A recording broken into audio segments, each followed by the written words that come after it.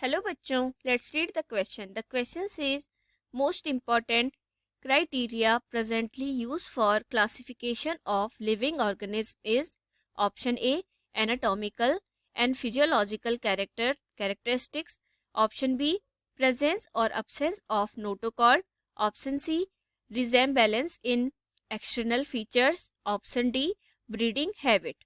तो हमें बताना है कि सबसे ज़्यादा इम्पॉर्टेंट क्राइटेरिया कौन सा है क्लासिफिकेशन करने के लिए, लिविंग ऑर्गेनिज्म का क्लासिफिकेशन करने के लिए.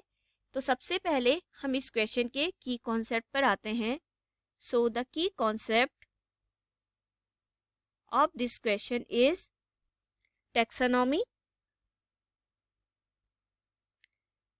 टैक्सोनॉमी टैक्सोनॉमी क्या है? Taxonomy is a branch of biology. Biology की ब्रांच है, ब्रांच ऑफ बायोलॉजी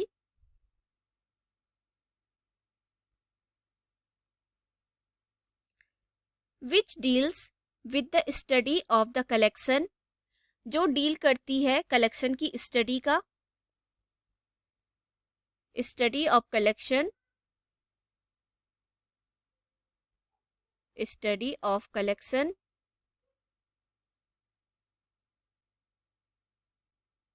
किस बेसिस पर वो स्टडी ऑफ कलेक्शन को डील करती है? Identification, study of collection identification, पहचान करती है. आइडेंटिफिकेशन,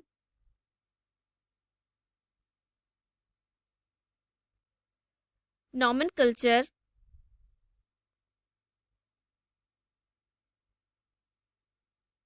उनका नॉमेनकल्चर करती है.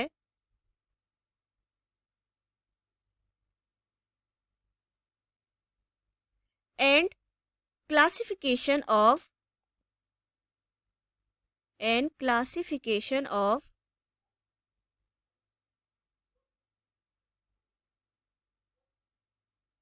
लिविंग ऑर्गेनिज्म, और जो लिविंग ऑर्गेनिज्म है उनका क्लासिफिकेशन करती है.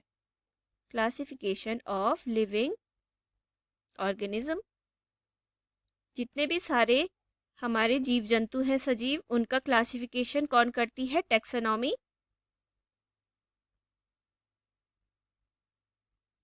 ऑर्गेनिजम्स.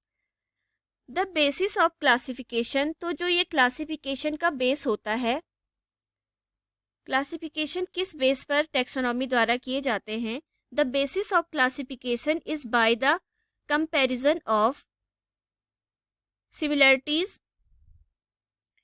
क्या कंपेयर किए जाते हैं? सिमिलरिटीज कंपेयर की जाती है.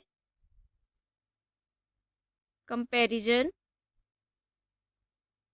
Of similarities, of the similarities, जो उनमें समानताएं होती हैं ऑर्गेनिज्म में, क्या उनमें समानताएं हैं, क्या सिमिलरिटी है? Similarities and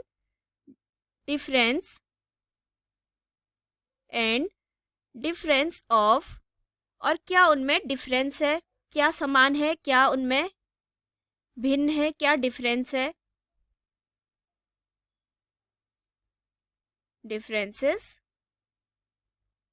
differences of the morphological. कौन कौन से कैरेक्टर देखे जाते हैं उनके? नंबर फर्स्ट अगर बात करें तो मॉर्फोलॉजिकल सिमिलरिटीज देखी जाती हैं, डिफरेंस देखे जाते हैं. Morphological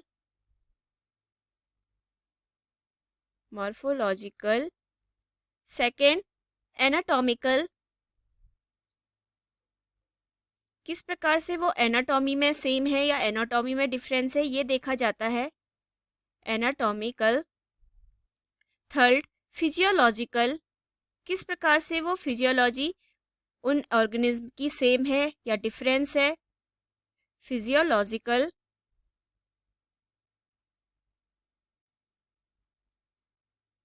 and some other characteristics और ऑर्गेनिज्म, और इनके अलावा और कैरेक्टर देखे जाते हैं.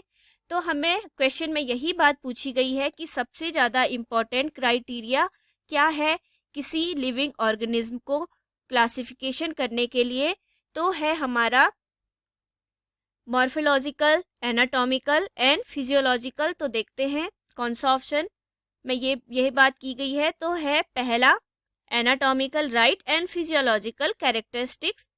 तो यही हमारा राइट आंसर हो जाएगा। इसी बेस पर ऑर्गेनिज्म को क्लासिफाइड किया जाता है। So the right answer is option A.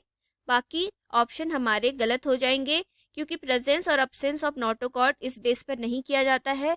Resemblance in external features इस बेस पर भी नहीं किया जाता है कि केवल एक्सटर्नल फीचर्स उसके देखे जाए। ब्रीडिंग हैबिट, क्या उसकी ब्रीडिंग हैबिट है, इस बेस पर भी क्लासिफाइड नहीं किया जाता है। So the right answer is option A. Hope you will understood it well. Best of luck. Thank you.